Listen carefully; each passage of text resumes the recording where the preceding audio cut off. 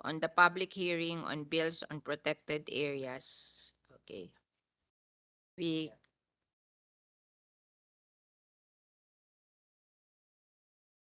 The meeting is hereby called to order. Good morning and welcome to this This public meeting is hearing. being recorded.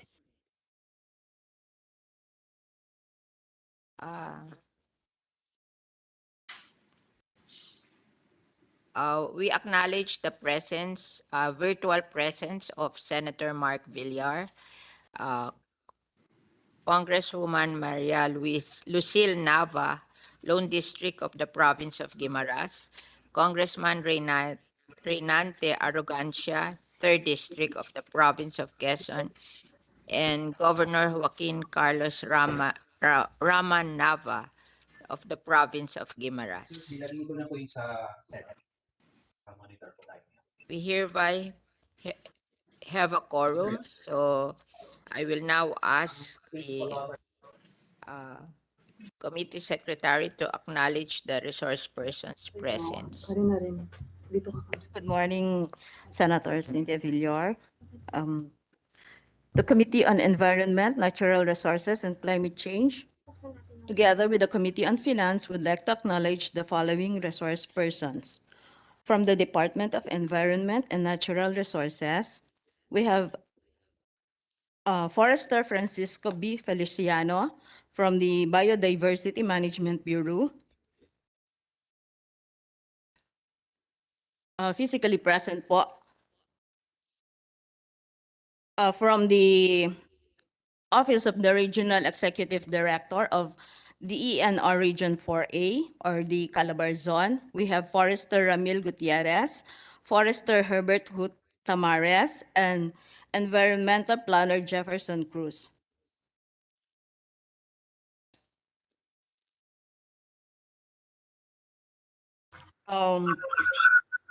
Yes, mga foresters.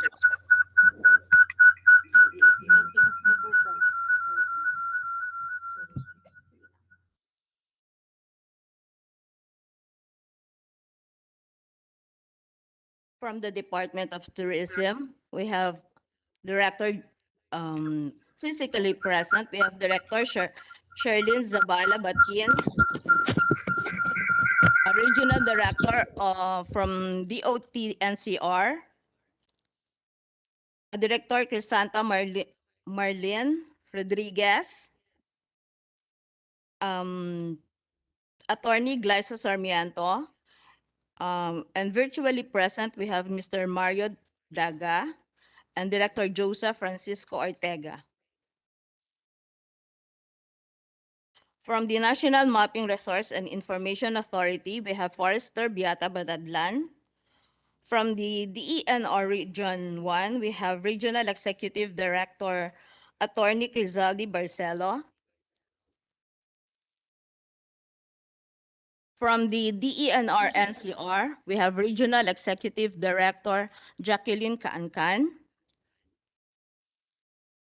From the DENR Region 4A, virtually present, we have Regional Executive Director Nilo Tamoria. From DENR Region 6, Regional Executive Director Livino Duran. From DENR Region 7, Regional Executive Director Paquito Melicor, together with Assistant Director Charlie Fabre. From the Provincial Environment and Natural Resources Office of Province of Quezon, we have Forester Ronilo Salak. From the Provincial Environment and Natural Resources Office, Province of Guimaras, we have Forester Edgardo Rastata. From the Provincial Environment and Natural Resources Office, Province of Cebu, we have Forester Jose Cleo Cari F. Collis. From the Office of Representative Janice Salimbangon, we have Attorney Georgie Decal. From the Wild Bird Club of the Philippines, we have Mr. Mike Lu. From the Society for the Conservation of the Philippine Wetlands, we have Mr. Celestino Ulep.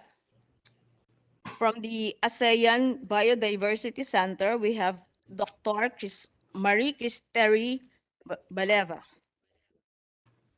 That is all, Madam Chair.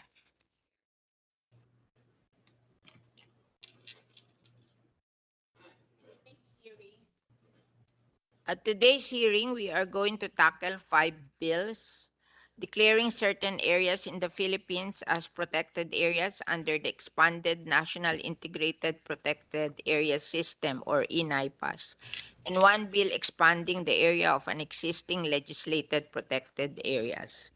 These bills are as follows: Senate Bill number 354 and Senate Bill number 1259, authored by Senator Villar and Senator Amy Marcos, referring to the Paoay Lake Protected Landscape in Ilocos Norte. Number 2 is Senate Bill 1536, referring authored by Senator Villar, referring to the expansion of the Las Piñas Paranaque Wetland Park, a protected area in our hometown Las Piñas and Paranaque. Number 3 is Senate Bill 1691, authored by Senator Villar, which refers to the San Francisco Protected Landscape, commonly known as the Mulanay Watershed Forest Reserve in Quezon Province. Senate Bill number 1725, authored by Senator Villar, referring to the Alibijaban Protected Landscape and Seascape, also in Quezon Province. Senate Bill number 355, authored by Senator Villar, referring to the Taklong and Tandog group of island natural park in Guimaras. And the last one is Senate Bill number 517, authored also by Senator Villar, which refers to the Bantayan group of islands protected landscape and seascape in Cebu. As a backgrounder, during the 17th Congress, when I was first installed as the chairman of this committee, I strongly pushed for the passage of Republic Act number 11038, or the INAIPAS Act of 2018, which strengthened the legal framework for the establishment, management, and maintenance of all designated protected areas in the countries, or those that are identified to be ecologically rich and unique areas and biologically important public lands that are habitats of rare and threatened species of plants and animals, biogeographic ecosystem, whether terrestrial, wetland, or marine. It is paramount for the country to have an integrated and reliable system to manage well the protected areas for the sustainability of our biodiversity, or in order to secure for the Filipino people of present and future generation the perpetual existence of all our native plants and animals. The expanded NIPAS Act of 2018 facilitated the legislation of 94 more protected areas, in addition to the 13 protected areas individually legislated under the operation of the original NIPAS law, or RA 7586. Just to mention a few, some of our prominent or internationally legislated protected areas in the country include the following: 8 ASEAN heritage sites, namely the Mount Apo, Mount Kitanglad, Mount Malindang, Mount Hamigitan, Mount Timpoong Hibok-Hibok, Mount Iglit Baco, the Tubataha Reef, and the Agusan Mars. 4 Ramsar sites or wetlands of international importance, namely Agusan Mars and Tubataha Reef, earlier cited as ASEAN heritage sites also, Olango Island in Cebu, and the Las Piñas Paranaque Wetland Park, which is located in my hometown, Las Piñas City. Also, the protected area Turtle Island Wildlife Sanctuary is part of the Turtle Island Heritage Protected Area, which is a transboundary protected area shared by Malaysia and the Philippines. During the preceding 18th Congress, our committee, still under my watch, was able to legislate 7 more protected areas, and these are the following: Mount Pulag Protected Landscape, located in the provinces of Benguet, Ifugao, and Nueva Vizcaya; Banao Protected Landscape in Kalinga; Tirad Pass Protected Landscape in Ilocos Sur; Mount Arayat Protected Landscape in Pampanga; and Tugbo National Biotic Park area in Masbate, Sicogan Island Wildlife Sanctuary in Iloilo, and the Naga Kabasalan Protected Landscape in Zamboanga, Sibugay. Thus, it brought the country's total legislated protected areas to 114, or a total of 4,432,000 hectares, 984.76. Perhaps it would seem that 114 protected areas may be considered a sizable number already, or that 4.4 million hectares represent a great coverage already out of the approximately 30 million hectares that is the total land area of the Philippines.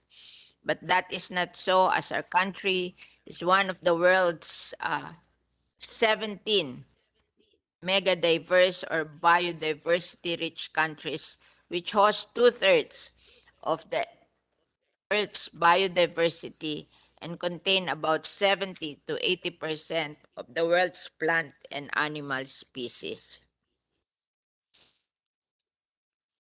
You see, our country's great attribute carry a great responsibility upon us. While the Philippines is biodiversity rich, it is among the world's biodiversity hotspots, or those areas experiencing high rates of habitat degradation and biodiversity loss. Hotspots have lost around 86% of their original habitat and are also considered to be significantly threatened due to man-made exploitation and by climate change. Hence, there are still many areas in the country such as wetlands, marine sanctuaries, tropical forests, watershed, wildlife sanctuaries, among others, that remain underprotected, and one certain way of affording protection to this area is by designating them as protected areas through legislation. Adding more protected areas even become more urgent and relevant now as we are undergoing the UN Decade on Ecosystem Restoration, which runs from 2021 to 2030. This was all declared in order for all nations to massively scale up the restoration of destroyed ecosystems in their respective jurisdictions and around the world for the benefit of people and nature, given the realization that it is only with healthy ecosystem can we enhance the people's livelihood, counteract climate change, stop the collapse of biodiversity, enhance food security, and ensure water supply. In this connection, it is thus opportune for us to discuss the merit of the 7 bills referring to 6 proposed protected areas that is in our agenda at today's committee hearing. On that note, let us proceed with our hearing proper. Okay. We will hear from the DNR officials, specifically the DNR BMB or Biodiversity Management Bureau and the NAMRIA, the members of the House of Representatives who filed counter bills in the House of Representatives, and representatives from the LGUs, other pertinent government offices and private sector.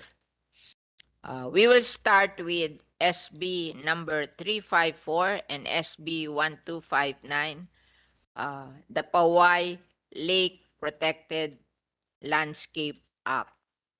And we will hear from Forester Francisco Feliciano, OIC Chief, Protected Areas Resource Management and Protection Section, Biodiversity Management Bureau. We recognize now Forester Francisco Feliciano. Good morning, Honorable Chair, and to the rest of the resource person, as well as present in the virtual Zoom. With regards to Paoay Lake National Park, uh, of course, the Biodiversity Management Bureau fully supports the enactment of the bill into law to be formed part of the National Integrated Protected Area System. So to give a short or brief background about the Paoay Lake National Park, so the total area is around 378.78 hectares based on the proposed bill, which covers barangay Nanguyudan, Sungadan, Nagpakalan, and Suba within the municipality of Paoay, province of Ilocos Norte. Paoay Lake serves as the region's largest and most accessible freshwater body. The freshwater lake ecosystem provides habitat for migratory and, of course, of the resident avian species. It is also an important resting and refueling stop for migratory birds. Slide 19, ma'am. It is also an important resting and refueling stop for migratory birds using the East Asian Australasian Migratory Flyway. So this also harbors at least 57 plant species across 50 genera and 26 families. 17 species are Philippine endemic, of which 29.82% are endemic. And then 6 species considered threatened based on Down number 2017-11 on the updated list of threatened Philippine plants and their categories. Lakeshore and lake water vegetation composed primarily of 91 species across 39 families. The Paoay Lake National Park hosts around 25 migratory bird species from China, Japan, Siberia, and among others, one of which is the gliding brahminicite, ospreys, great cormorant, black-winged stilt.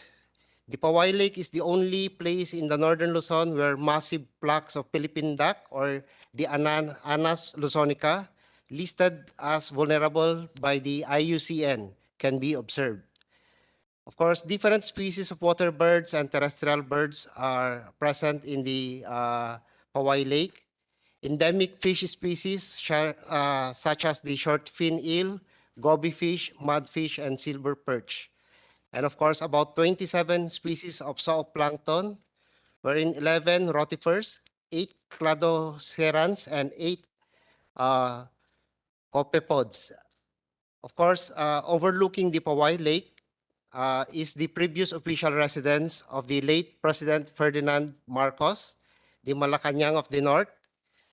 And then, of course, in terms of yung sociocultural significance of the area, they've been celebrating the return of the Great Cormorant to Paoay Lake Festival, celebrated every third Saturday of November to observe the return of the migratory birds to Paoay Lake, particularly the Great Cormorant.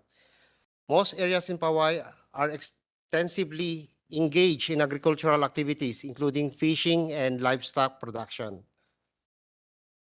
Of course, BMB fully supports the enactment of the bill into law to be formed part of the expanded National Integrated Protected Area System to be classified as national park because it was established primarily for the conservation and protection of its natural resources.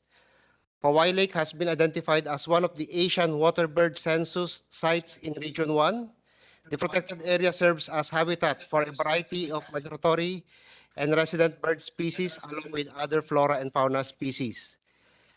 This also serves as an important resting and fueling stop for migratory birds using the East Asian Australasian Migratory Flyway. And lastly, the establishment of the protected area is likewise seen as one of the approaches in boosting the local tourism industry, as Paoay Lake National Park is one of the most significant tourist destinations in the northern Luzon. That's all, Madam Chair.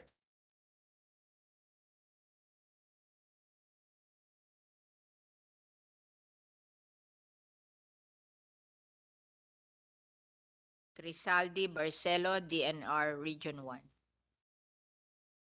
Good morning po, Honorable Senator Cynthia Villar, the Chair of the Senate Committee on Environment and Climate Change, and to all the members of the Senate Committee on Environment and Natural Resources and Climate Change, as well as members of the lower house on Committee on Environment and Natural Resources.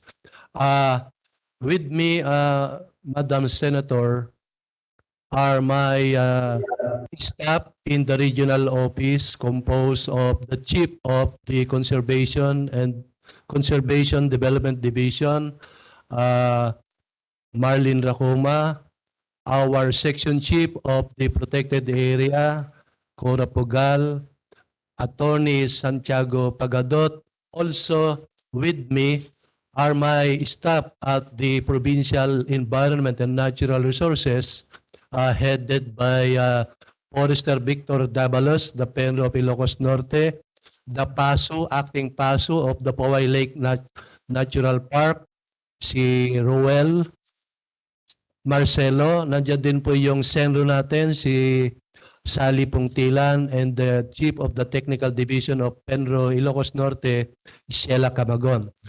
On the part of DNR Region 1, Madam Senator, we fully support both Senate Bill number 354 introduced by the Honorable Chair, Senator Cynthia Villar, as well as Senate Bill number 1259 introduced by the Honorable Senator Jaime Marcos. Now, as a brief background there, Paoay Lake National Park was established by virtue of Republic Act 5631, dated June 21, 1969, embracing all lands 1 kilometer from the lake. Then, this was amended by Presidential Decree number 1554 in 1978, redefining the boundary at its highest water level. By virtue of Republic Act 5631, the original area was 378 hectares. Now, this was amended by Presidential Decree number 1554 in 1978, and as modified, it shall exclude and delineate the private lots found within the protected area. As such, the modification will result to a decrease of the original area from 386 hectares to approximately 346.91 hectares, which is also the area being observed in the Senate Bill 1259 by the Honorable Senator Jaime Marcos. And this area, the technical description of which was also approved by NAMRIA following the Philippine Reference System of 1992. So, in other words, except for the area and some noted observations, so ito po yung kan namin, observations and recommendations. So we recommend the adoption of the technical description approved by the NAMRIA, which is 346.9 hectares, also embodied under Senate Bill number 1259 of the Honorable Senator Amy Marcos. This is based on the PASA result or the Protected Area Suitability Assessment, maps generated, and consultation meetings conducted.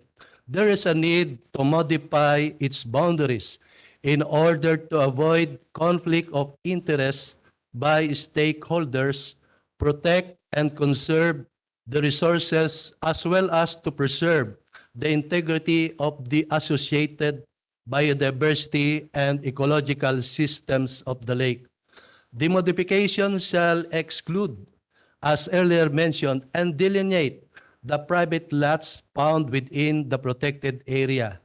As such, the modification resulted to a decrease of the original area from 386 hectares to approximately 346.91 hectares. As earlier mentioned, this had also been reviewed and verified by the National Mapping and Resource Information Authority, or NAMRIA, as per memorandum from NAMRIA Administrator dated November 17, 2022, attached in our position paper submitted to the committee. Then we have also noted some minor corrections on certain provisions of Senate Bill number 1259.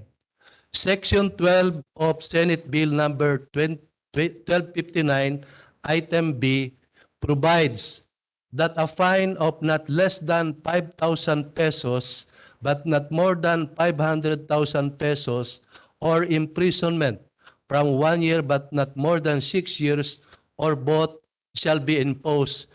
This is regarding the prohibited activities within the protected area. So our proposal is a fine of not less than 200,000 pesos but not more than 1 million pesos, or imprisonment from 1 year but not more than 6 years, or both, shall be imposed.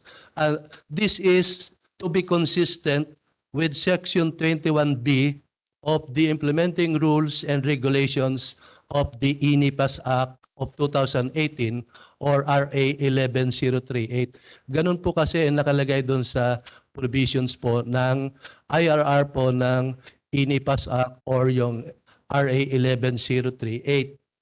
Then, furthermore, this office also proposes to amend Section 10 of SB number 1259 on organization structure. Specifically, yung pong nakalagay po kasi doon na proposed plantilla position, changing forest technician into protected area rangers po. Protected area rangers, as the latter is more applicable and appropriate within protected area. Finally, minor observations of SB number 1259 include replacing the figure 4 to 1 in Section 7, paragraph I, and siguro nagkaroon lang po ng typo. Ang kwan po kasi natin, ang ano ng Paoay Lake Paoay Lake Protected Landscape is PLPL, na kwan lang po siguro, na ano to, MMPL. So instead of MMPL dun sa Section 7, paragraph I, is PLPL. In Section 12, paragraph A, item 7. So yun lang po yung mga noted observation po ng regional office, in addition to our resource person from the BMB, Madam Chair, the Honorable Senator Cynthia Villar. Thank you po. Thank you, Attorney Crisaldi Barcelo. I would like to request that you put everything that you want to change in writing, so that when we go to the technical working group, that would be considered. Okay, thank you. Yes, Madam Chair. All the comments and observations are contained in our position paper submitted to the committee po, and also to BMB, to our central office po. Nandun po lahat po sa position paper po namin. Thank you. I just want to I just want to uh, announce the presence of Senator Amy Marcos and Senator Robin Padilla, the physical presence, thank you very much, and the virtual presence of Congresswoman Camille Villar. Thank you. Okay. So we go now to Senator Amy. Would you like to make a manifestation? Yes, thank you very much for the support elicited for the bill, and certainly the LGUs have been unable to conduct the required testing for the PAMBI, even if we have made monthly efforts, and the solutions like the use of Vigormin in all septic facilities has been sporadic and irregular. Also, there are national government offices that continue to spew actually dirt and manure into the Paoay Lake. So this has always been a problem because the BFAR and the BAI also have facilities around the lake. This really hasn't helped the cause, although we are very cognizant of their contributions to livelihood. So perhaps with the conversion into a protected area, we will finally see the institutionalization of regular testing, greater support for the Vigormin and other septic facilities, and finally, alternative grazing and fishery areas that are less contaminating and perhaps located in other in other more appropriate places. Thank you.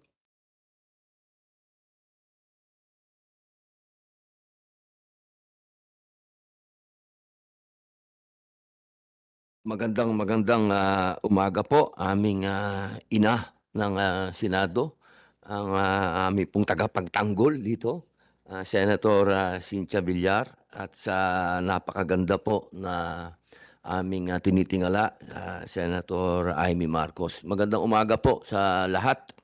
Tulad po ng lagi nating sinasambit, kabilang po sa ating kolektibo at individual na responsibilidad ang pangangalaga ng ating kapaligiran at kalikasan, sapagkat ito po ang nag-iisa nating tahanan. Tayo po ay nagagalak na sa tulong po ng mas pinalawak, expanded na National Integrated Protected Area System o RA 11038 ay mas mapaigting natin ang pangangalaga at pagprotekta sa ating biological diversity at ecosystem sa bansa. Makakaasa po kayo na patuloy na magiging marubdob ang aking suporta sa anumang panukalang batas para sa ating inang kalikasan at kapaligiran. Maraming salamat po. Ako po ay handang-handa ng makinig po sa ating pagdinig. Maraming salamat.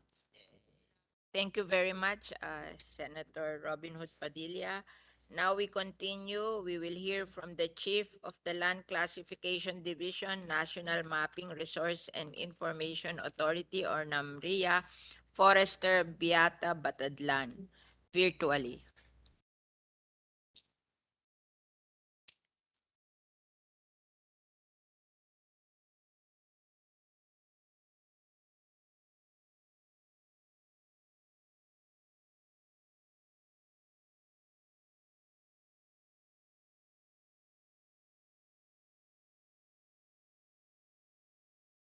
Where is Namria?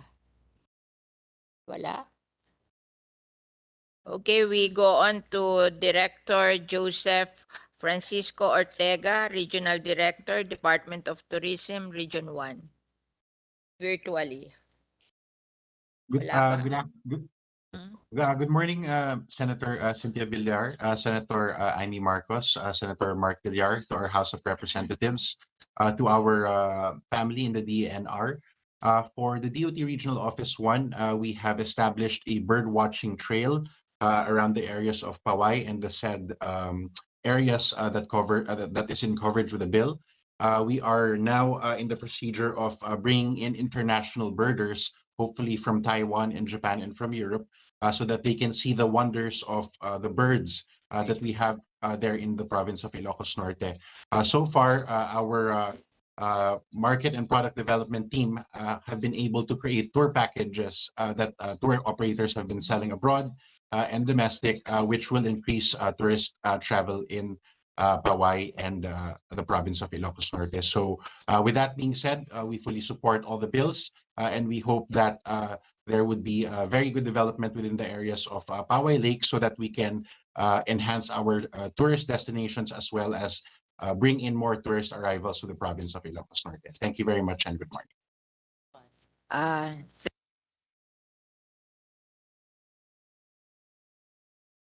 Now to our next uh,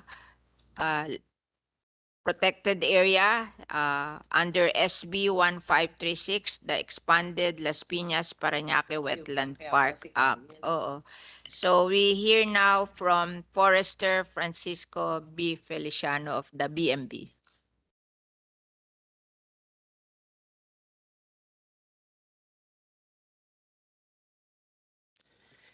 Yes, thank you, Honorable Chair.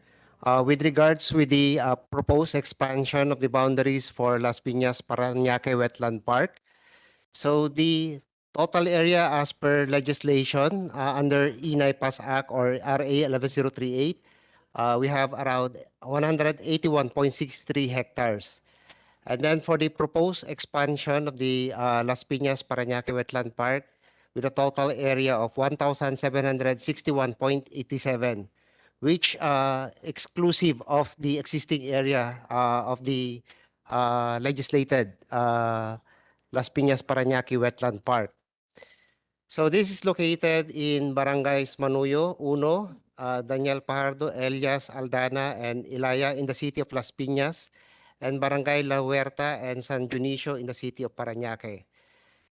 So its biological significance in terms of its physical features, the Las Piñas Paranaque Wetland Park covers around 175 hectares of wetland ecosystems. This consists of two islands. We have the Freedom and Long Islands. So the two islands are composed of mangrove forest ponds and lagoons, mud flats, salt marshes, and mixed beach forest. Mangrove forest is the thickest and most diverse among the remaining mangrove areas within the Manila Bay. So it has 114 hectares of mud flats, which serves as a feeding ground for wild birds. So in terms of fauna, the Las Piñas Paranaque Wetland Park hosts two threatened species, the endemic Philippine duck or the Anas lusonica and the migratory Chinese egret or Egretta leupotes. This also hosts 10% of the global population of the black-winged stilt. And of course, it also harbors 84 species of birds, 41 of which are migratory. And in terms, there are 37 species of macrobenthos, 8 species of fishes within the Las Piñas Paranaque Wetland Park. In terms of its flora, it has 11 species of mangrove species, covering about 36 hectares. So in terms of its significance when it comes to sociocultural, the marine resources around Las Piñas Paranaque Wetland Park have been the main source of livelihood for the fishermen in nearby barangays. Ecotourists, particularly bird watchers, have recently been visiting the area. This brings hope that the fees paid by visitors will sustain the protection and conservation of the protected area. These are the reasons for its eventual expansion. And the Biodiversity Management Bureau find it paramount to support this bill to be expanded.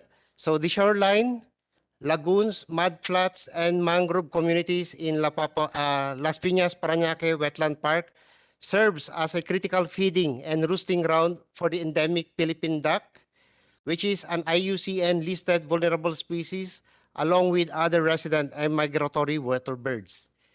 So the protection of the Las Piñas Paranaque Wetland Park, as well as other important wetland habitats within Manila Bay, is our commitment to the Ramsar Convention and other international environmental convention and treaties which the Philippines is a signatory to.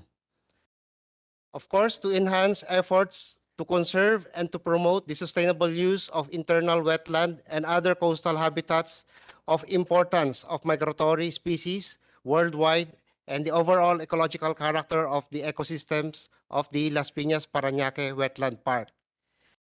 The proposed expansion is supported by the science-based recommendations from the studies from the Ecosystems Research and Development Bureau on the determination of the extent of appropriate expansion for the Las Piñas Paranaque Wetland Park. The one innovative company as commissioned by the ERDB on the impact of reclamation projects in Las Piñas Paranaque Wetland Park, and following the provision of up to 3-kilometer radius from the complex habitats, as stated in the Manila Bay Sustainable Development Master Plan. Of course, various studies conducted leads to the discovery of a new sardine species within the Manila Bay, Sardinella pacifica, and identification of 67 species of macrobenthic invertebrates shows the bay is a spawning area of sardines and remains fishing ground of artisanal fisher folk. The Las Piñas Paranaque Wetland Park, PAMBI, or the Protected Area Management Board, will be enabled to effectively manage allowable activities within the expansion area, thereby ensuring the maintenance of the natural coastal ecosystem and the overall ecological character of the Las Piñas Paranaque Wetland Park. Considering the primary concern of the MBSD-MP and the findings of the ERDB Commission study on the potential interference of certain projects such as reclamation, on water circulation, and tidal movement, the proposed boundary expansion shall help preserve natural water circulation that significantly defines the natural regimes, including distribution, diversity, and composition of species, sedimentation, nutrient cycling, and salinity. This shall also help locate large projects away from the coastline, hence minimizing effects to water circulation, tidal movements, the reshaping of intertidal mudflats, and the sedimentation of estuaries, as well as on flooding regime. It will also fortify food mitigation mechanisms to afford better protection to our vulnerable coastal communities in the area. And lastly, this will ensure that ecological integrity of both its land and water is well preserved and managed, and that this shall safeguard said biodiversity critical areas from the tensions of developments. That's all, Honorable Chair, for the Las Piñas Paranaque Wetland Park proposed expansion. Thank you very much, OIC Chief of the BMB, Forester Francisco Feliciano. We'll now hear from the Regional Executive Director of NCR, Jacqueline Kaankan. Good Virtually. morning, good morning, the Honorable Madam Chair, Senator Villar, and all the other members of the Committee on Environment and Natural Resources and Climate Change. So I have with me on board via the WebEx platform is my PASU, Protected Area Superintendent Aida Esguerra, and the Chief of the Coastal Resource Management, Justin De Ramos. So we have, upon careful review of the proposed Senate Bill number 1536, the DNR-NCR finds that all provisions of the stipulated therein uphold the interests of the environment, and we concur with the Republic, and it concurs with the Republic Act number 11038. Nonetheless, this office respectfully submits specific comments and recommendations, one of which is on Section 3 on the declaration and scope. The technical description in the proposed bill refers only to the area for expansion of the LPPWP. So the NCR respectfully suggests that the said section should be replaced and the technical description be amended to reflect both the existing boundaries of the LPPWP as specified in RA 11038 and the area of expansion in the proposed bill. And the DNR NCR commits to prepare the amended proposed technical description. So the proposed provision will read as follows.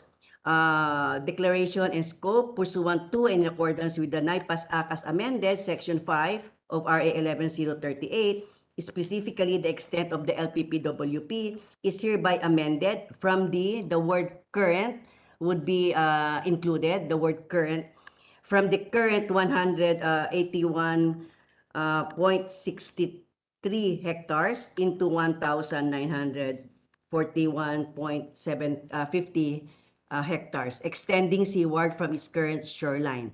And the word would be revised to hence, the technical description of the proposed boundaries, including the area of expansion, is the following. So we will provide the technical description of the current and then the proposed as well.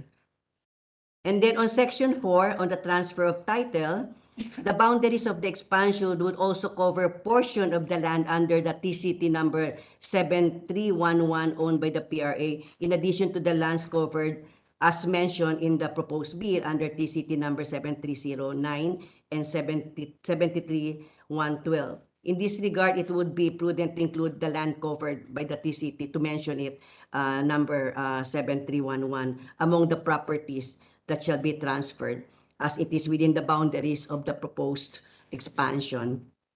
And then under section 6, paragraph E, on the prohibited acts, the proposed temporal fisheries management, such as a closed fishing season, in this section is important to ensure sustainability in the fisheries resources in Manila Bay. However, flexibility in determining the period, species, and spatial extent is important to effectiveness of this fisheries conservation method. It is proposed that the determination of the spatial extent, period covered, and species covered by this management method be determined by the PAMB, with recommendation from the BFAR, who is also a member of the PAMB, to ensure responsiveness to the fish stock health in the proposed protected area. So the proposed provision is recommended to read as follows. Section 6, paragraph E, fishing during general peak spawning season of marine species such as but not limited to sardines, slipmouth, mullets, the PAMB, with recommendation from the Bureau of Fisheries and Aquatic Resources, shall determine the spatial extent and period covered and species covered by this specific paragraph.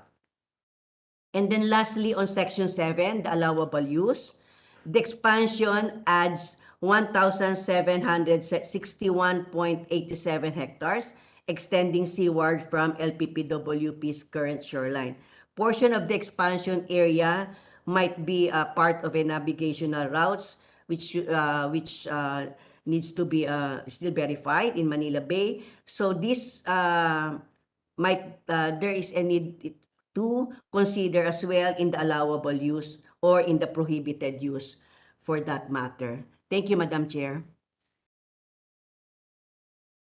Thank you very much, Executive Director Jacqueline Cancan of NCR. I just want to know if the Chief of NAMRIA is already online. Good morning, Madam Chair. Yes. Good morning. Yeah. Yeah. Okay, thank you. Sorry po na-mute ko pala kanina. Good morning, Madam Chair, Senator Cynthia Villar, and all the members of the Committee on Natural Resources and Climate Change. We support the enactment of these bills, the LAPACHIA. However, we have some comments on the technical description.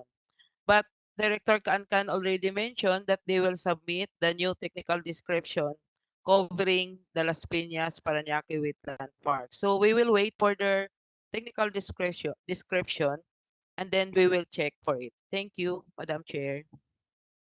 Can you comment now on the Paoay Lake because you were not able to comment on Paoay Lake? Yes, Your Honor. For Paoay Lake, we also support. However, there is an error of technical description for SBN 1259. And then I think we will communicate this with the Region 1 for the correction of some errors. However, SBN 354, the technical description is correct, Your Honor. That's all po.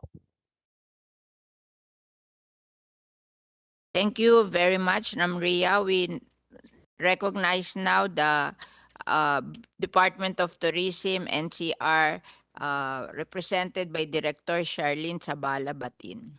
Good morning, Madam Chair, Senator Cynthia Villar. Good morning, Senator Amy Marcos. And good morning, Senator Robin Hood Padilla. For the Department of Tourism, ma'am, we fully support this Senate bill. There is one comment, however, from our office under Section 7, letter C. May we recommend to include also traditional boat tours and mangrove educational tours for lean season or non-bird or non-migratory season as well. And from the part of the local government, Your Honor, we have been coordinating with Las Piñas and Paranaque local government units for a validation tour for two reasons, Madam Chair. One is for the proposal for inclusion of various tour packages for La Pachaya, and two, to check the accessibility of bird watchers in permitted inside the uh, La Pachea. And finally, ma'am, to identify the beneficiaries for the trainings for eco guiding and for Filipino brand of service excellence, Your Honors. That's all for the Department of Tourism, Madam Chair. Very much. I Yes, ma'am.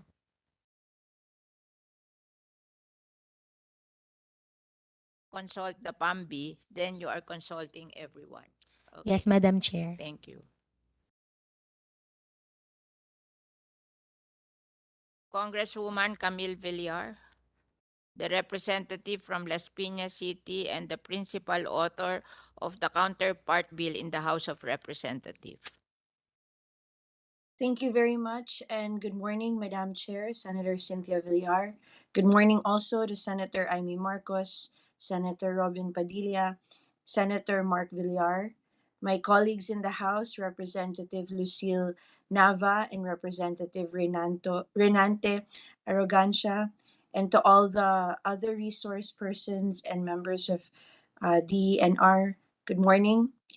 I am truly honored to be invited in today's hearing to share my views on the Senate Bill number 1536, or the expanded Las Piñas Paranaque Wetland Park Act. I fully support the passage of this bill. In fact, I have filed a counterpart bill in the House of Representatives to push for the enactment of this important piece of legislation.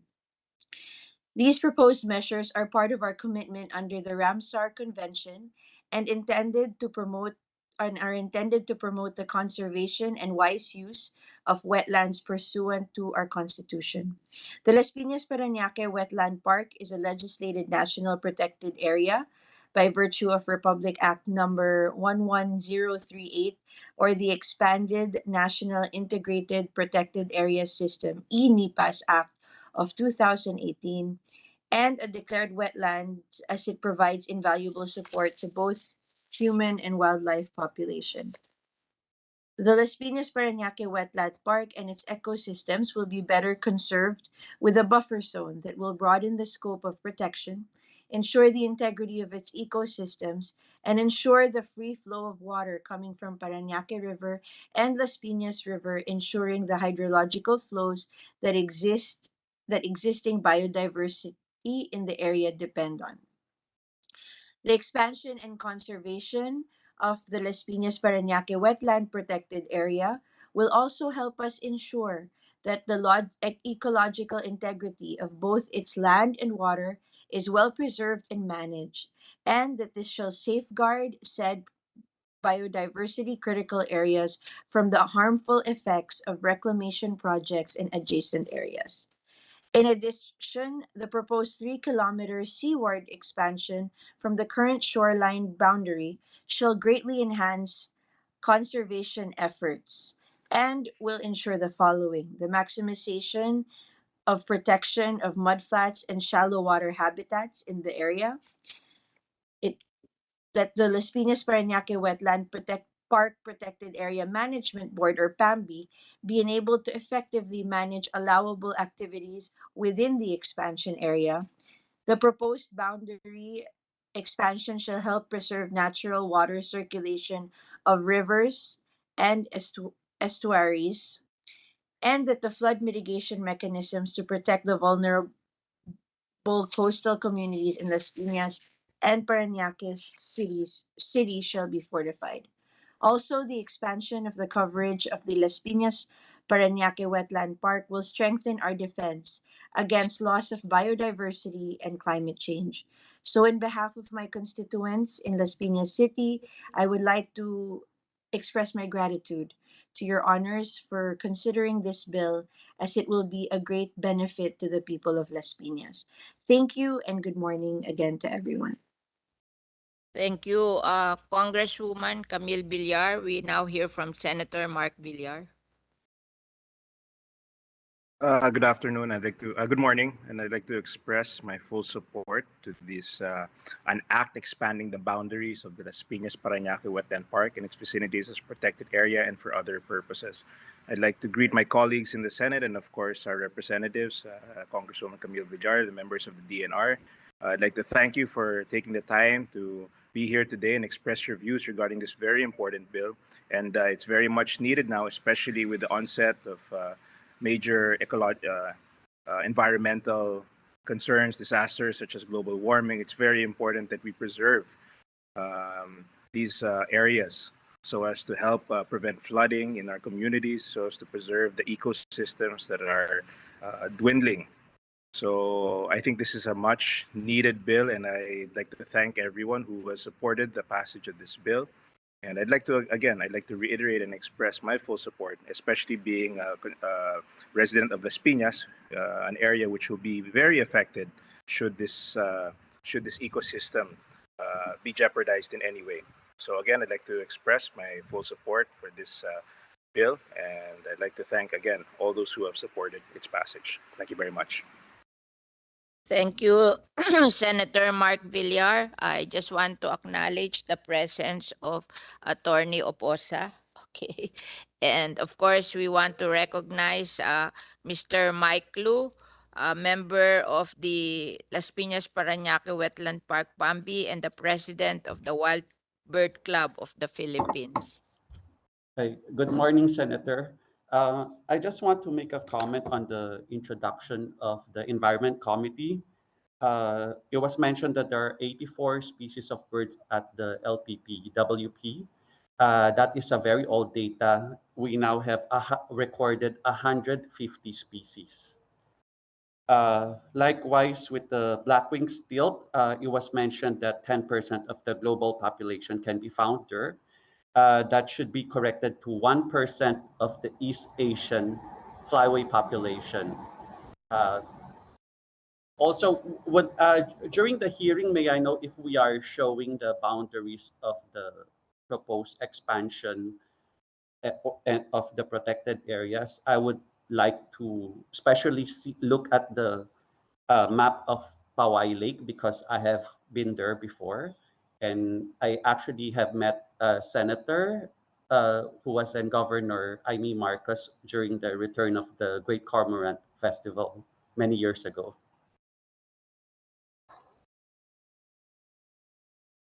We will create a technical working committee after this, and maybe all your questions will be answered in the technical working group committee. Okay, thank you.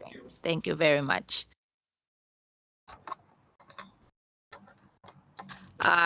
SB number 1691, the San Francisco Protected Landscape Act of Quezon, and maybe pagsamahin na natin SB 1725, the Alibijaban Protected Landscape and Seascape Act of Quezon also. So maybe we'll discuss them together because it's one province, okay? So we will now hear again from the BMB, Forester Francisco Feliciano, the OIC chief, to make his comments. Thank you, Honorable Chair. For San Francisco Protected Landscape, this was previously named as Mulanay Watershed Forest Reserve. This was renamed based on the result of the Protected Area Suitability Assessment conducted by our Regional Field Office from the DNR Calabarzon. So this is located in the municipality of San Francisco, province of Quezon, with a total area of 29.6 hectares, based on the result of the Protected Area Suitability Assessment. While in fact, based on the previous Presidential Proclamation number 296, establishing this as Mulanay Watershed Forest Reserve, has a total area of around 26 hectares. So this increases the area based on the result of the Protected Area Suitability Assessment undertaken by our DNR Field Office from DNR Calabar. Just want to clarify, you said increase when it was 29 hectares, so decreases. Increases, Honorable So Chair. 26 dati. From 26 dati po. Ngayon, Yes. 29 na. 29.6. Okay, increases. Okay. So its biological significance in terms of flora, there were 83 species with approximately 30 endemic species. Among these flora species, 16 of which are classified as vulnerable under DNR Administrative Order 2017-11. Of some, we have these endangered species like the mulave, tindalo, and balayong, which are present in this particular area. And for the fauna, the area is a sanctuary that hosts endemic birds, mammals, and reptiles with 59 species recorded therein. Under DAO 2019-09, among its critically endangered listed species, we have the black-hooded cocal, Philippine hanging parakeet. And then, of course, the intermediate egret, Tarictic hornbill, and Luzon bleeding heart are also listed as vulnerable species. So the reasons for establishment under the National Integrated or the expanded National Integrated Protected Area System, considering that Mulanay Watershed Forest Reserve or the San Francisco Protected Landscape is an initial component under the NIPAS. So the area is rich in forest vegetation and a sanctuary for fauna that hosts a selection of endemic mammals, birds, and reptiles, thus highly recommended for the immediate protection of biodiversity therein. And lastly, the area is also considered as a watershed forest reserve, which provides clean source of water for the people surrounding the area. So that's it for the San Francisco Protected Landscape. Now we proceed with the Alibijaban Protected Landscape and Seascape. So Alibijaban Protected Landscape and Seascape is also an initial component under the NIPAS. So a coastal area in southeastern coast of Bondoc Peninsula in the municipality of San Andres, Quezon Province. It has a total area of 1,055.84 hectares, with 472.51 hectares as landscape area and 583.33 hectares of seascape area. Thus, the total, Honorable Chair, is 1,055.84. So this was proclaimed before under Proclamation 2151, declaring it as an wilderness area, which has an approximate area on 430 hectares. So it increases from 430 hectares to 1,055.84, and thus include also the marine ecosystem. Yes, Honorable Chair. So the physical features of the Alibijaban Protected Landscape and Seascape. So a white sand shores and crystal water, which is suitable for scuba diving and snorkeling. Breathtaking scenery of rock formation and vast vegetation of Bantique species, landscape by nature. So there were 69 species of flora, 26 of which have been classified as true mangrove species. 6 species of seagrass were also identified. And then there are 38 avian species, including the tabon bird, with marine turtle nesting sites and roosting sites of the golden crown flying fox and large flying fox. So for this very reason, the island has rich biodiversity of terrestrial and marine species that by virtue of Presidential Proclamation number 2151, series of 1981, the Alibijaban Island was declared as wilderness area. And of course, this has a unique ecosystem with a wide range of variety of species listed as endangered or near threatened, and is rich sanctuary to various flora and fauna.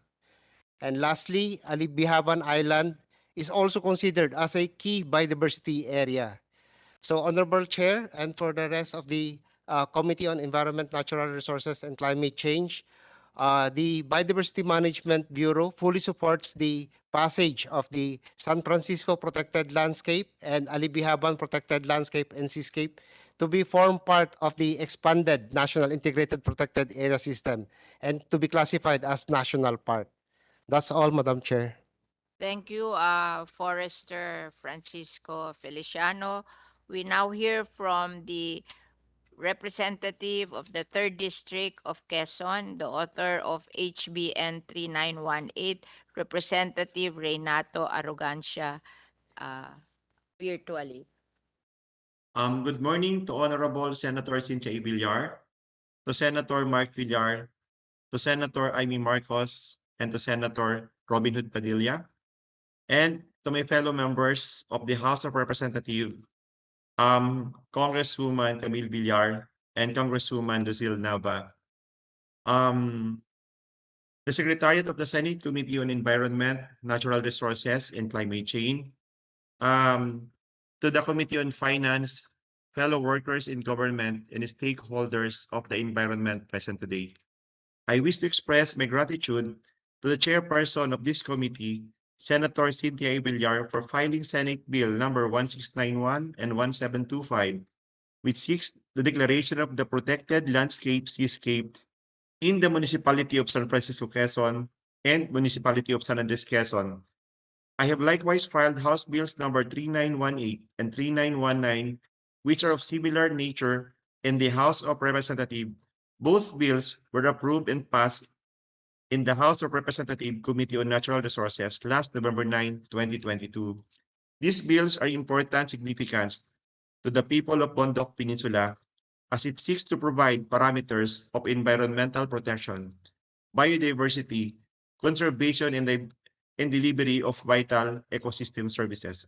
On behalf of the constituents of the 3rd District of Quezon, I wish to convey our gratefulness to the committee and to the Honorable Senator Cynthia Villar for taking the initiative to fight for nature conservation and preservation. With that, I hope that this committee would consider the immediate passage of these bills. Maraming salamat po.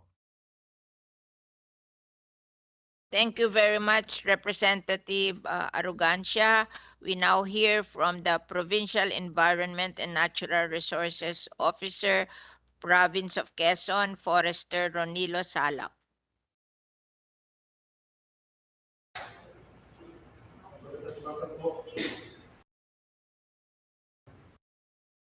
Magandang umaga po, Madam Senator Villar and the rest of the members of the Senate Committee.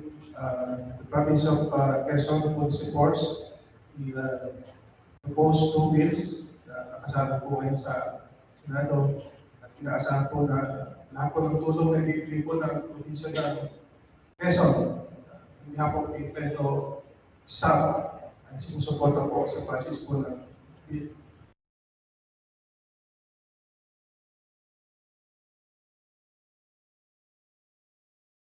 Thank you very much,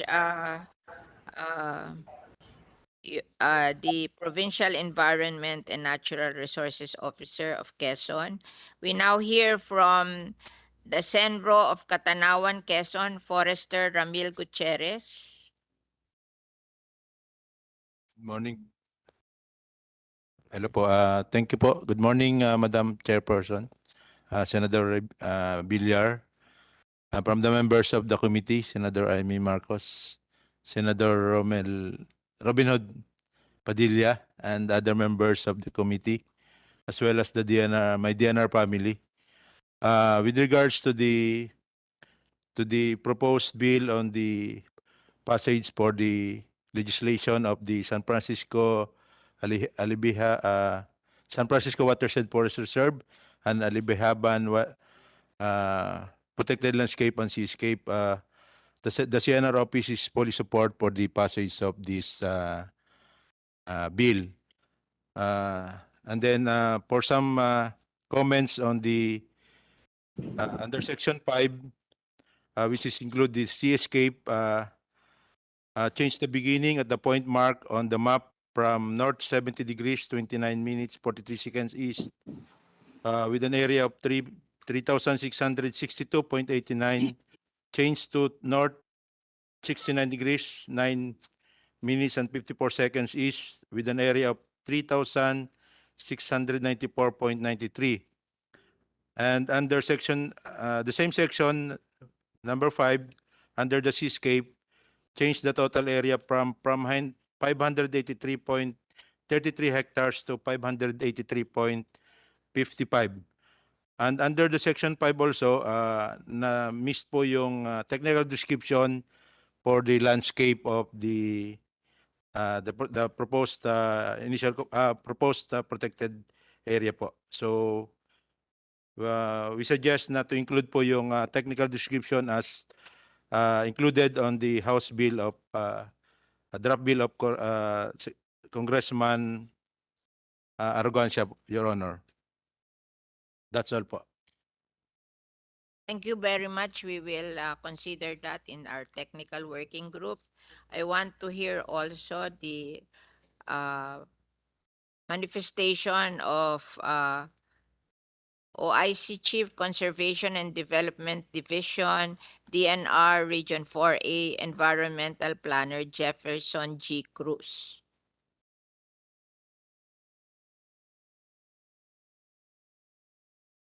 Gandang umaga po sa ating lahat, sa inyo pong kagalang-galang po na Madam Chair at sa iba po nating nandito pong mga senador. Sa amin pong sa ngalan po na aming Director Nilobita Moria, amin pong pinagpapasalamat ang inyong pagsuporta at pag-iendorso sa amin sa batas na po ito para po mapangalagaan ang mga protected area po sa ating bansa, lalong-lalo na po sa region po ng Calabarzon. Particularly rin po ang pagbibigay po ng halaga, lalong-lalo na po sa ating mga karagatan. Salamat po. Magandang umaga po. Thank you very much. We now hear from the Namria Forester Beata Batadlan. Good morning again, Your Honor. NAMRIA fully supports the Senate Bills number 1691 and 1725, both in Quezon Province. And the technical description of these two Senate bills are correct. Thank you, Your Honor. Thank you. And lastly, we want to hear from the Department of Tourism, Region 4A, the Tourism Operations Officer, Mr. Mario Ardaga.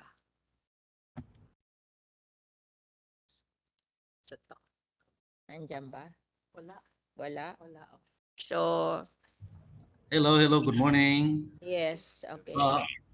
Good morning, Madam Chair, Honorable Senator Cynthia Villar, Co-Chair Senator Amy Marcos, members Senator Robin Padilla, Congresswoman Camille Villar, Congresswoman Renante Arrogancia, Congressman Lucille Nava. Our regional office fully support the early approval of Senate Bills 1691 and Senate Bill 1725 to speed up the much needed protection and conservation in these two protected areas. Once given protected status, this will increase the awareness of community, guests, and tourists of the importance of the protected landscapes and seascapes in Bundok Peninsula. Thank you, Madam Chair.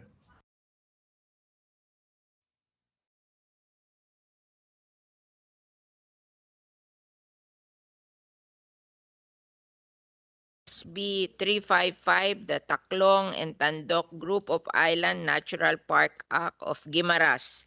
So we recognize again the forester Francisco Feliciano of the OIC Chief of Biodiversity Management Bureau. Thank you, Honorable Chair. So for Taklong and Tandong Group of Islands Natural Park, this is located at Barangays La Paz and San Roque, Nueva Valencia, Province of Guimaras, Region 6, with an area of 1,141 hectares. This is also proclaimed under Proclamation Number 525, dated February 8, 1990, declaring the Taklong Island National Marine Reserve, thus making this as an initial component under the National Integrated Protected Area System. So in terms of its biological significance, so the three caves can be found within the area, namely Apugan, Taklong, and Masay Cave. And of course, the sandy shores are composed of coral fragments, bits of shells, and reef fall detritus. Terrestrial vegetation covers a total area of 65.14 hectares, which consists of secondary growth forest. For the flora species, these include Nara, which is critically endangered to the area, the Molave, and the Pitogong Dagat, which are declared as endangered. So there are about 63 species of birds inhabiting the Taklong and Tandog Group of Islands Natural Park, dominated by the Asian glossy starling. The notable avian found therein is the Philippine megapod known as the tabon bird, which is classified as vulnerable species, with nesting sites in Kaliruhan and Binabaywan. Anecdotal accounts of very few eggs laid by the species, about 1 to 2 per nest, calls for the protection and monitoring. Of the 63 species found therein, 10 are categorized as Philippine endemic species. Further, noteworthy also is the presence of the Philippine duck, located at Sapa, Malawig Mangrove Area. So the proposed protected area also hosts the species like the bats, monitor lizards, and long-tailed macaque, and at least 9 species of snakes are present in the proposed protected area.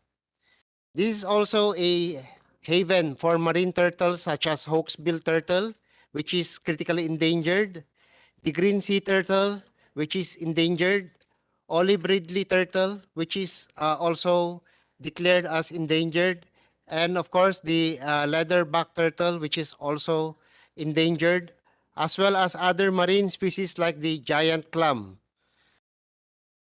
There are about 109 species in 3 reef sites alone, 84 of which are gastropods, while 25 are bivalves.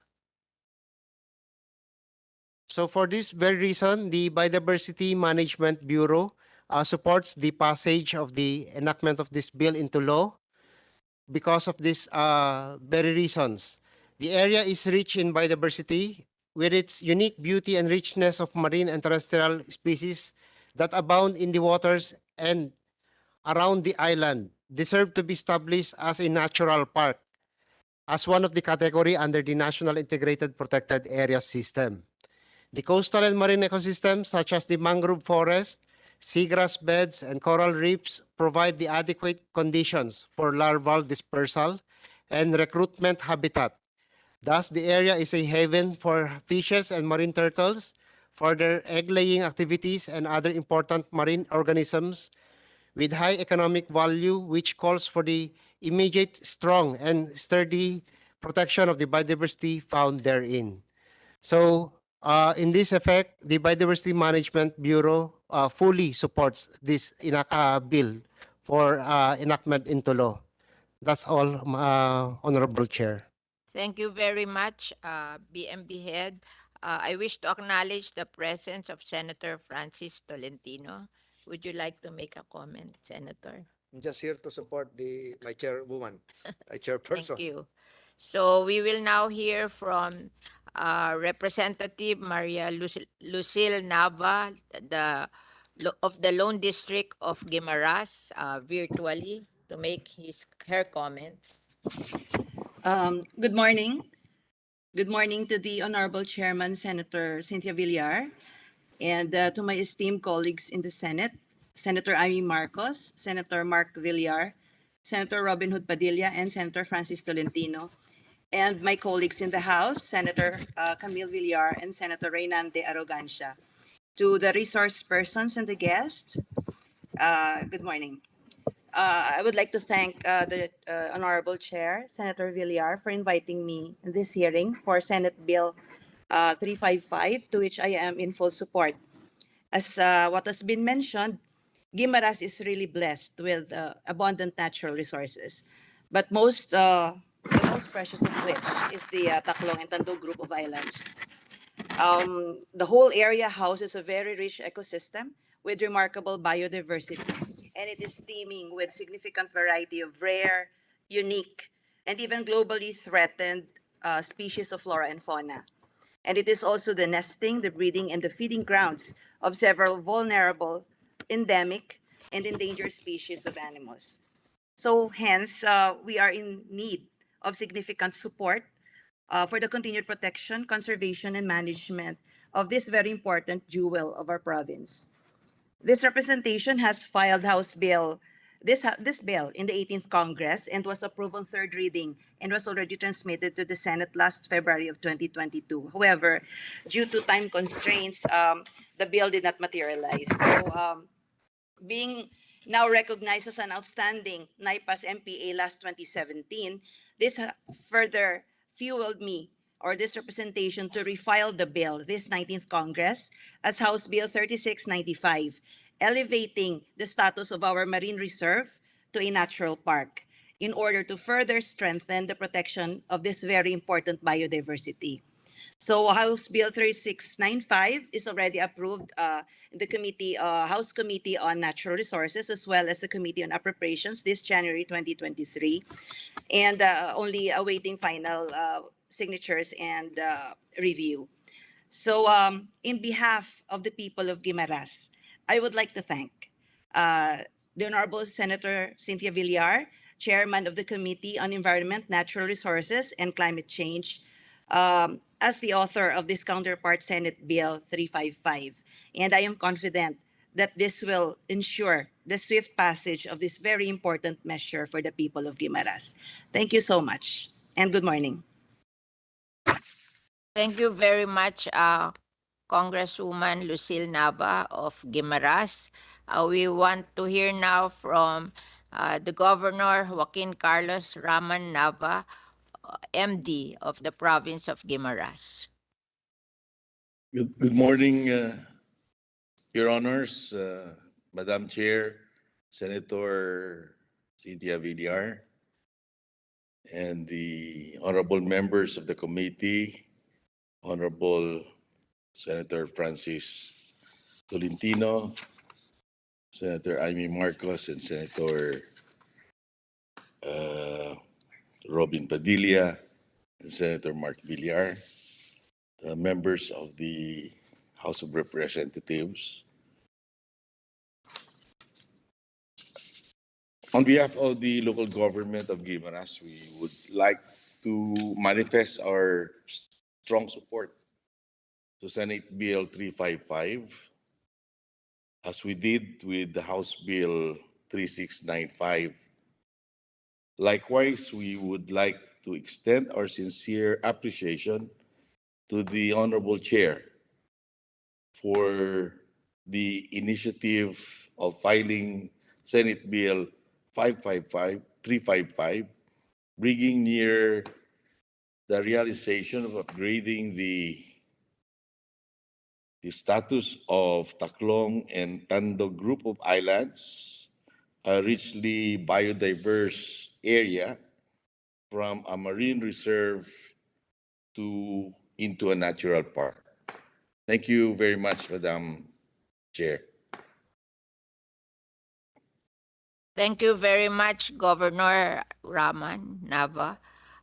We now hear from the Regional Executive Director of DNR Region 6, Mr. Livino Duran. This is the Honorable Chair, Committee on Environment and Natural Resources and Climate Change, Senate of the Philippines. The honorable members of the committee, the principal authors of the bill, no less than the Honorable Chair, and of course the counterpart from the House of Representatives, our very own Honorable Maria Rosel Nava, the Congresswoman of the Lone District of the Province of Guimaras, and of course our Honorable G.C. Raman, the Honorable Governor of the Province of Guimaras. Of course, our distinguished resource persons and friends of the Taklong Island Marine Reserve.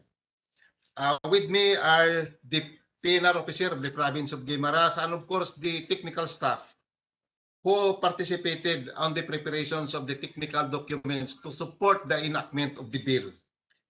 This humble representation as the Regional Executive Director of the NR Western Visayas and of course as the chairperson of the 14-member PAMBI, Taklong Island Marine Reserve, fully supports the passage of Senate Bill number 355, known as the Taklong and Tandog Group of Islands Natural Park, covering 46 islets at the coastline of Barangay La Paz and San Roque in Nueva Valencia, Guimaras, with an aggregate area, of course, of 1,141 hectares. Technically, the area passed the selection criteria under the category of a natural park and presently included in the Western Visayas Ecotourism Law as declared by the Regional Ecotourism Committee of Region 6 and now gaining the popularity as the tourist destination of Guimaras and the region. The proposed bill is consistent with RA 11038, the expanded NIPAS Act of 2018. The sustainable protection and development of the proposed natural park is now within the priority agenda of the provincial government of the province of Guimaras, the local government of Nueva Valencia, Guimaras, and the people of Guimaras, as well as the entire Western Visayas.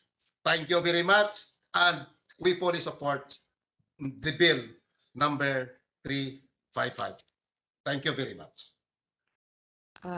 Thank you very much, Mr. Duran, Executive Director of DNR Region 6. We now hear from Forester Edgardo Rostata, OIC Provincial Environment and Natural Resources Officer, Province of Guimaras.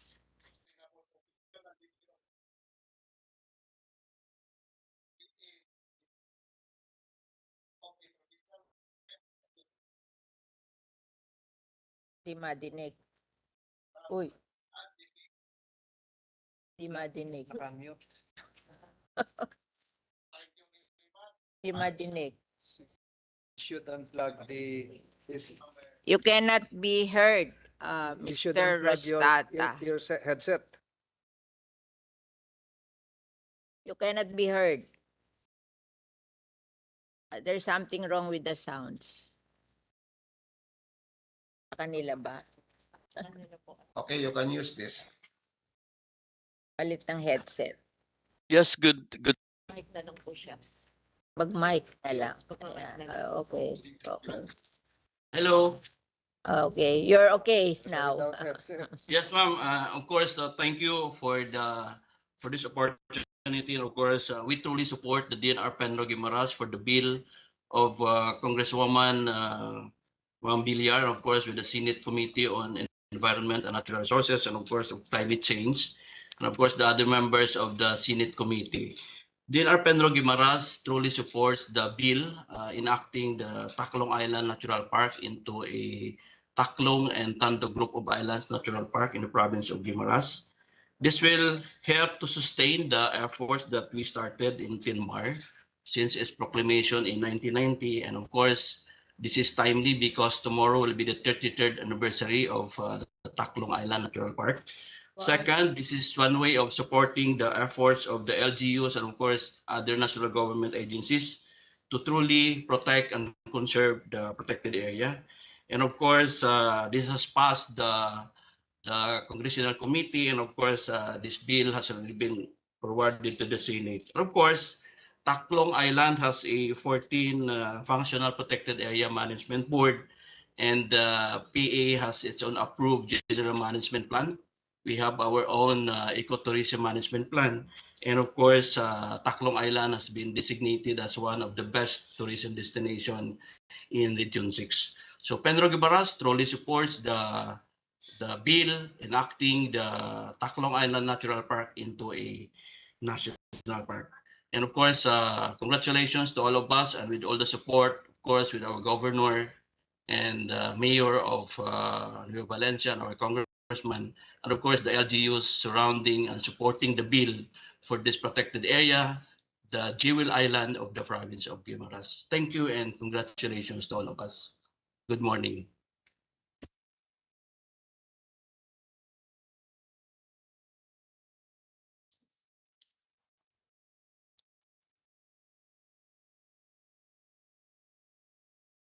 Mr. Beata Batadlan.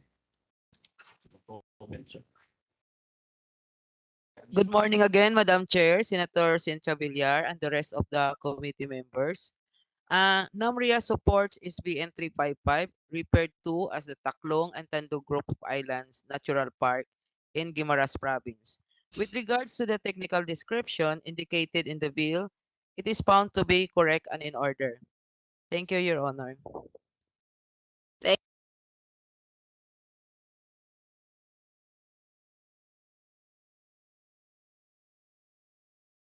Good morning, Madam Chair, and good morning to all the members of the Committee on Environment and Natural Resources and Climate Change, also to Senator Francis Tolentino, and of course to our representative from the Lone District of Province of Guimaras, Congresswoman Lucille Nava, and our Honorable Governor J.C. Nava. The Department of Tourism Region 6 interposes no objection and manifests its full support to SBN 355, introduced by the Honorable Senator Cynthia Villar. The efforts on the protection of nature and its byproducts, to include tourism, are centered on keeping our protected areas, among others, well managed and preserved for generations to enjoy. As protected areas, these natural resources shall be given the utmost priority and importance, which shall reap positive environmental and economic effects to both the local government unit and the community. We also appreciate the inclusion of the Department of Tourism as a regular member of the Protected Area Management Board under Article 2, Section 7. Presently, there are 11 DOT-accredited tourism entities in Nueva Valencia, and in 2021, there were 763 same-day visitors recorded and has greatly increased in 2022 with a partial recording of 7,130. With the passage of the bill, Taklong and Tandog Group of Islands Natural Park will greatly contribute to the tourism industry, considering its current contribution and increased potential on ecotourism in the region. The Department of Tourism Region 6 concurs that the declaration is timely and aligned with the programs of this department, and hereby recommends SBN 355 be enacted to ensure the sustainable conservation, protection, and management of the biodiversity in Nueva Valencia, Guimaras. Thank you very much, Madam Chair.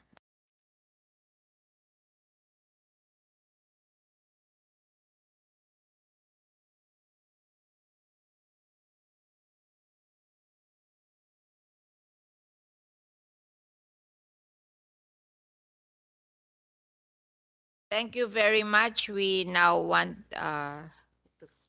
to hear from, we'll go to the next protected area provided for by SB 517, the Bantayan Group of Islands Protected Landscape and Seascape, Bantayan Group of Island Protected Land, Bantayan Group of Island Protected Landscape and Seascape. We want to recognize again Forester Francisco Feliciano of OIC Chief of BMB. Thank you, Honorable Chair. For the Bantayan Group of Islands, Protected Landscape and Seascape, this is also considered as one of the initial components under NIPAS, which is the Bantayan Island Wilderness Area.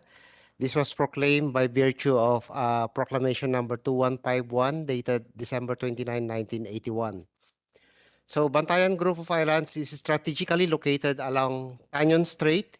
It covers the municipalities of Santa Fe, which comprises 10 barangays, the municipality of Bantayan, which comprises 25 barangays, and Madridejos, composed primarily of 14 barangays.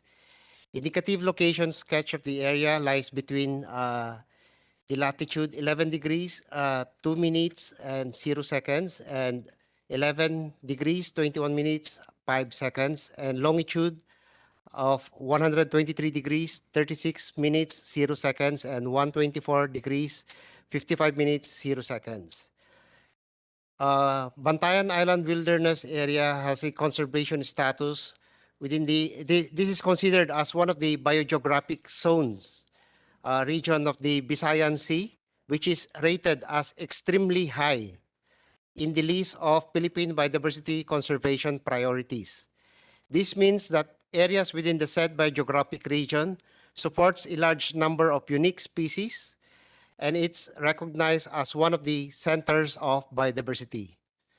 So Bantayan Island is also a habitat of the dugongs or the sea cows, and several species of marine mammals such as the dolphins.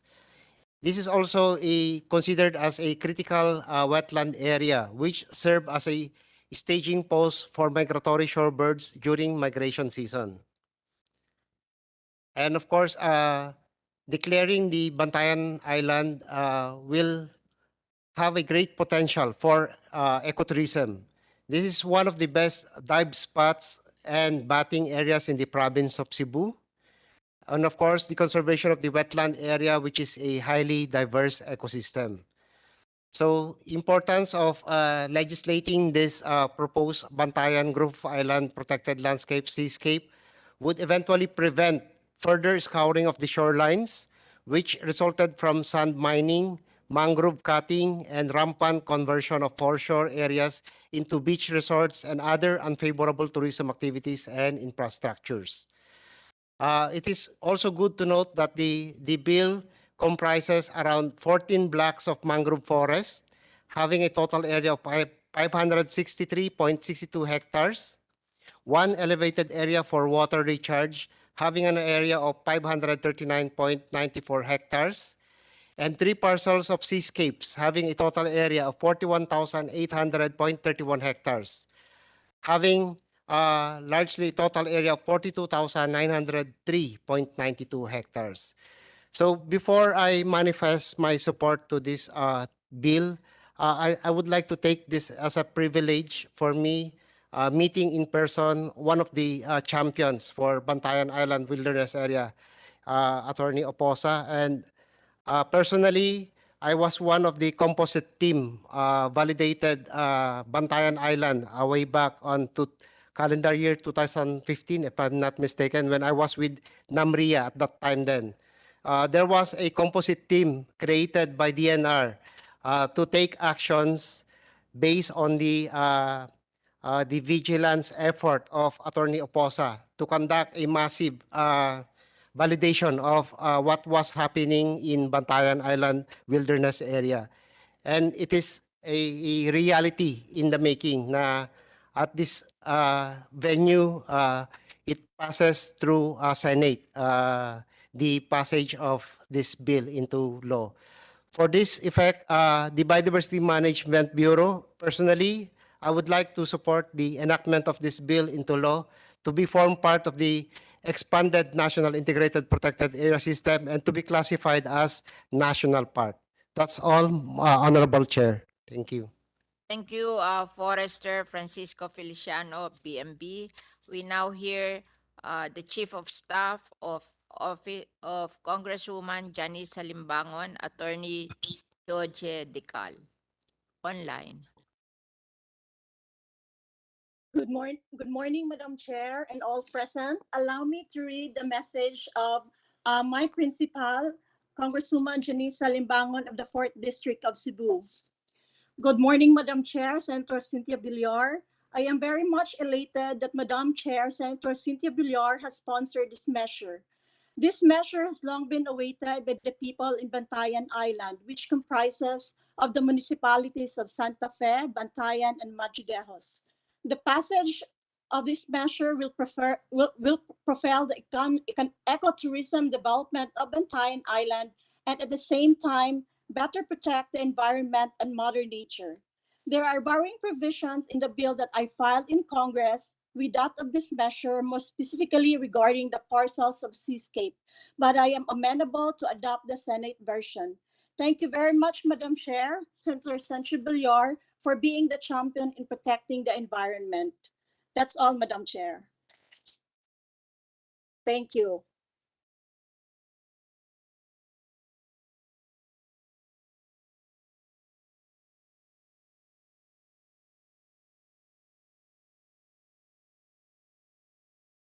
For her manifest for his ba? Her manifestation.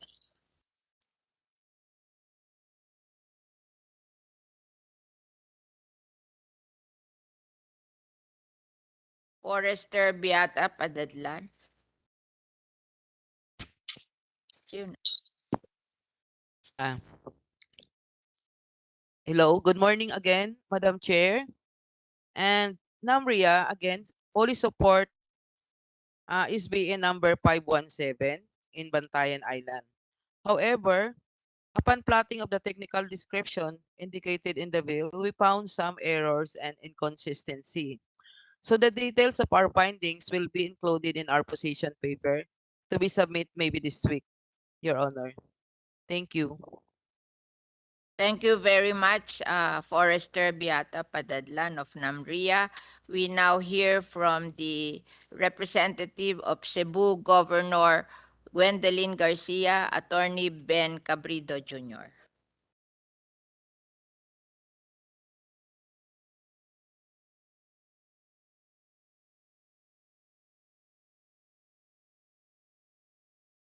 Okay. So there are some problem with the there are some technical problems. So we go now to Attorney Antonio Oposa Jr., who will make a presentation in behalf of the Bantayan Island. Magandang tanghali po sa atin lahat. Senator Francis Tolentino, Senator na, Senator Villar, at mga kaibigan. Instead of me talking, can I show you a little piece of the heart? Sige, please. Bulong.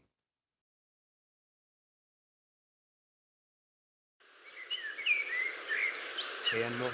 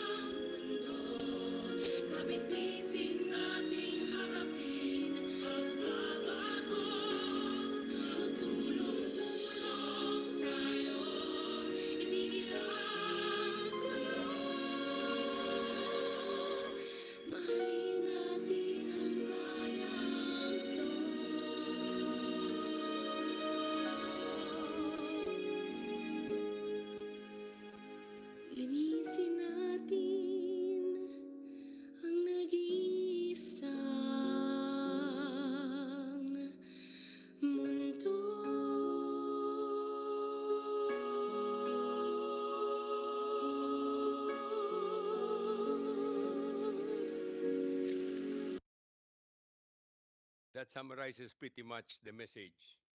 It is not the message of the mind, it is the message of the heart. And unang-una po, I would like to congratulate and thank one person who in 1981 had the vision to preserve and protect certain portions of the Philippines. That was 2 generations ago. One of his descendants was here recently. Nandito po. And also let me thank, I speak as an ordinary citizen, and maybe I also speak on behalf of other concerned ordinary Filipinos. I would like to thank and congratulate yung mga tao na nasa posisyon ngayon. Ma'am Cynthia, amigo Francis, na ngayon senador na, at you are in a position to continue the vision. And you are pushing forward to malaking kabutihan, pushing forward the vision of a beautiful and bountiful Philippines. But hindi lang po sila, nandito po kayong lahat ngayon. You are together because you are people of shared passions. And nagtutulungan po to pursue the vision of protected areas in the great Filipino spirit of bayanihan. Ano bang ibig sabihin ng bayanihan? It is a great Filipino word made up of 3 Filipino beautiful words. Bayan, which means community and cooperation. Bayani, which means hero. Bayanihan, cooperative heroism. Magtutulungan, in the spirit of bayanihan, walang bidahan. Tulungan lang. And the truth that there is no limit to what we can achieve when we do not care who gets the credit. Kapit-bisig lang harapin ang pagbabago. And there's a third word, ani. Maybe it means the harvest of goodness in the spirit of cooperative heroism. Yung detalye po, mag-usap na lang kami ng technical working group. And again, I would like to thank and congratulate the people who are pursuing the vision with great passion, and they are now in a position to do something. Nagtutuloy kayo sila Army, sila Inda, and team.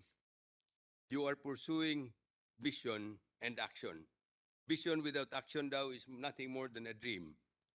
Action without vision is a waste of time. But vision with action will change the world. And bilang pasalamat po sa kanila, and as a gesture of gratitude to those who have been in positions even 2 generations ago,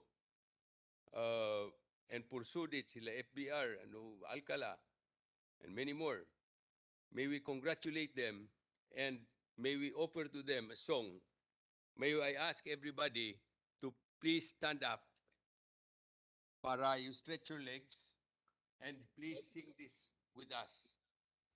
Because what you guys are doing, and again, I speak as an ordinary citizen, what you guys are doing is going to be a legacy of great living. So I will ask you, karayong Pilipino, wag na kayong mahiya kumanta dahil karayong Pilipino, we have music in our blood.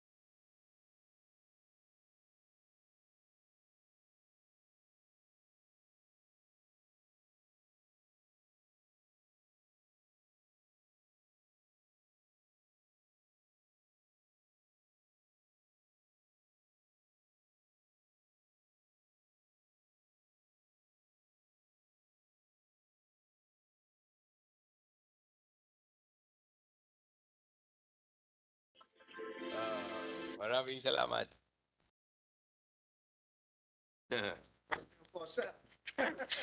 Maraming salamat, Attorney Oposa. You have made our committee hearing enjoyable and emotional and wonderful. Wonderful. Usually, yung committee hearing ng Senado, puro away to. But at least you have made it a very nice hearing. I just wish to thank you, and we'll see each other after the hearing. I just wish to acknowledge Dr. Mary Cristeri Baleva, External Relations and Policy Specialist of the ASEAN Center for Biodiversity, Mr. Celestino Ulip, President of the Society for the Conservation of Philippine Wetlands. I just want to request you to send your position paper because I don't want to end our meeting.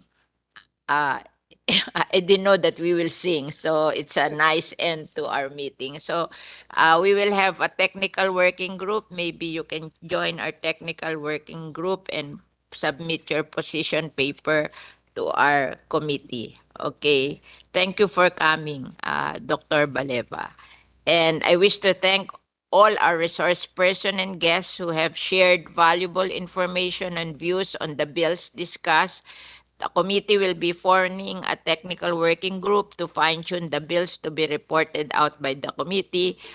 In the meantime, we are suspending the meeting, and thank you for making this Senate hearing very interesting, lively, and meaningful.